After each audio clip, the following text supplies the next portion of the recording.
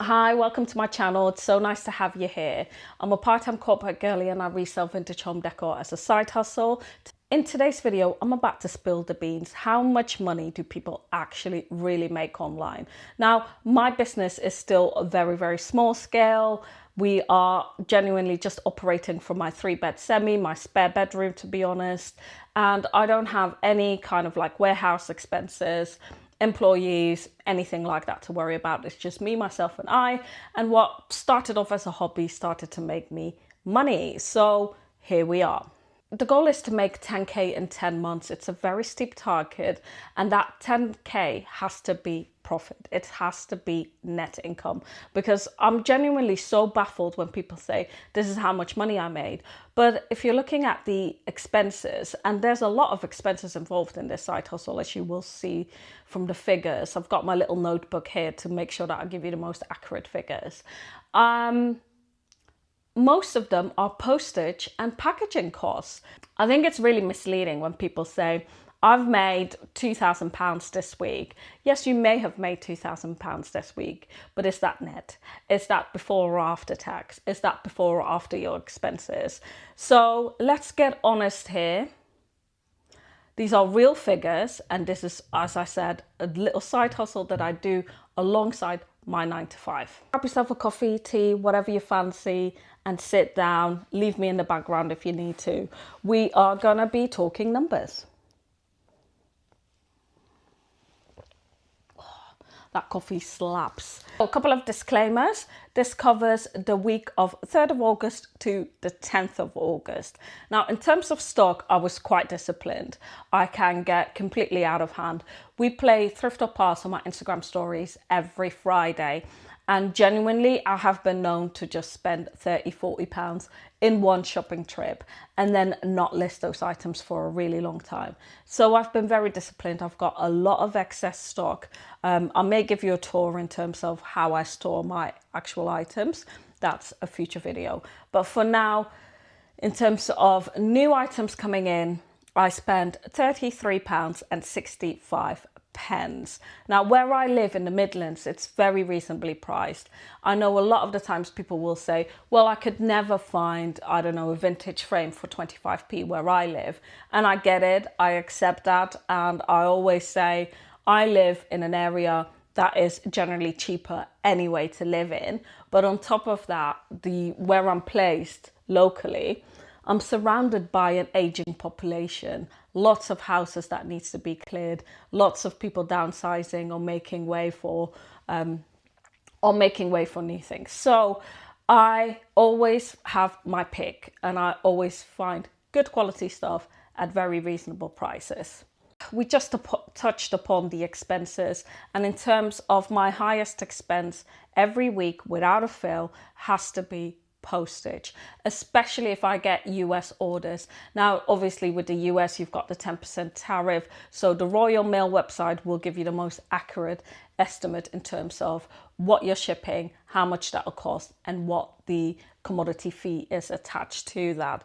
So in total, I spent £79.89 in terms of postage.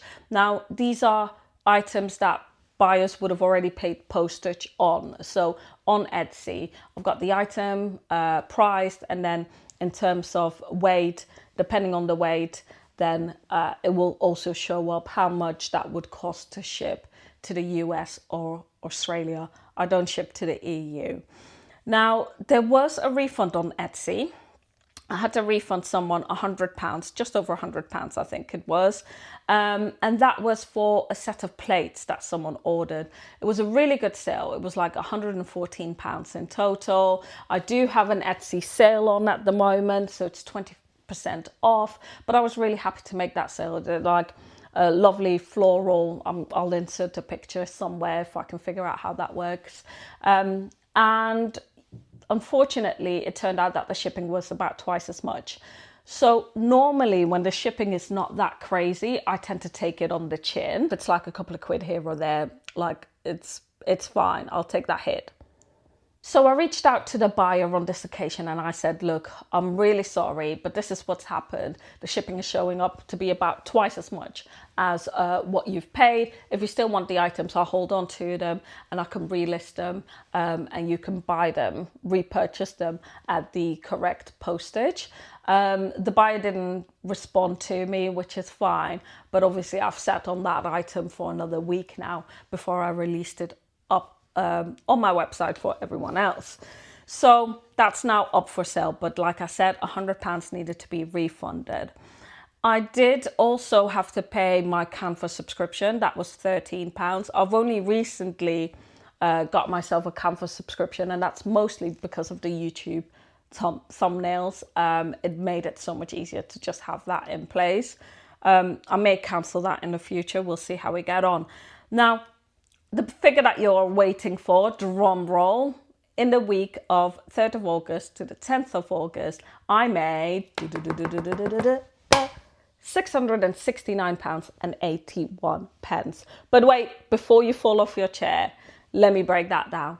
That is gross income.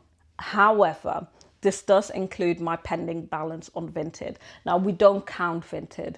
It's £164 that I've got pending in my balance on Vinted. Now, until that money is released, we cannot put it on our spreadsheet. It cannot form part of our income. So immediately we take off 164, not so impressive now, eh? So we've got £443.04 that came in. That's the gross amount that came in, the raw figure. So not too shabby, eh? The highest platform was Etsy with £369.22. The lowest was eBay with £23.06. Now, what's also happened is that I got an affiliate payout. So Crosslist is a software that I use. This is not an ad, by the way. But this has consistently brought me in money for the last 3 months now, and that is because of people signing up using my link. It's a cross-listing platform, so I can, at the click of a button, upload my items. Now, I resell on Vinted, eBay, Etsy, and my own website, so it's really handy for me, and I've not looked back ever since I've started using this. I did use a previous one, which was Zipsale. That didn't work for me at all, so I had to just stop paying Zipsale, and I've changed over to Crosslist. So yes, had it not been for that Etsy refund, I would have smashed my target. So my target is about £250 per week. Instead, we grossed out, instead the net income was £194.74. We're about 16% of the total monthly target. So we're doing okay, not the best, not the worst. So what works really well is this Etsy sale, as I said. So that is going to come to an end at the end of August. What I have noticed is that people will buy more when they realize the sale is about to run out. So I fully expect in the next couple of weeks or so that will be picking up. People will be buying before the sale period ends. Another thing that's been working relatively okay, I mean, you have to keep in mind that these are the quiet months when it comes to vintage home decor. Not a lot of people are looking to decorate their homes right now. Everyone is outside, it's hot, it's summer. It's so expensive keeping kids at home anyway and keeping them entertained during the summer holidays. So not a lot of people are actually purchasing items for the home at this moment in time. But what I have noticed, however, is with my Vinted Pro account, I thought that would take a little bit of warming up. I thought that may take a little bit of time before I started making money with that Pro account. It's working well. I wouldn't say the greatest, but like I said, it is a quiet period, but it has been quite, working in the background. Like I said, £164 in 1 week is a lot of money that's now pending. The only annoying thing about the Pro account, of course, is that you have to wait 2 weeks before your funds get released. And that's just so frustrating because I could be making sales at the end of August that won't come into play until September. So that's a little bit annoying. But autumn is approaching, so I expect the sales will be going up. I'm also running a little bit of an experiment on Vinted. What I've been doing is I've been keeping up with my Vinted showcase. So normally in the past when I've tried Showcase, I've only kept it on for about a week, realized it wasn't really working, and then immediately switched it off the following week. But now when I get that notification to say, hey, here's 10% off, renew your Showcase, I immediately do it. Now, mine renews, I believe, every Friday evening, which is a good time to renew because obviously most users on Vinted will be online during the weekend, so from Friday evening onwards. So if you are going to take out Showcase, make sure you take it out strategically on the busiest time, because as soon as you take it out, it gives a boost to your listings again. So I'm going to keep up with that. I'm going to keep paying every week for the month of August to see how that works. Now, eBay is always, month in, month out, the worst performing platform for me. I mean, the one sale that I had on eBay was a good sale, don't get me wrong, but it's not going great, is it? So I'm going to spend a little bit more time on my eBay listings by completing like all the optional descriptions and categories and things like that on the listing to make it very hyper specific. So hopefully the algorithm will then push those items. I promote all of my eBay listings as well. I've only got 5% on all of them across the board. I don't put any more on. I don't think it's particularly helpful. I think promoted items, promotion does help, but I don't think you need to get more than 5% on it. So we'll plow on. I hope this was helpful. So we ended up the first week of August at £194 and 74 pence, was it?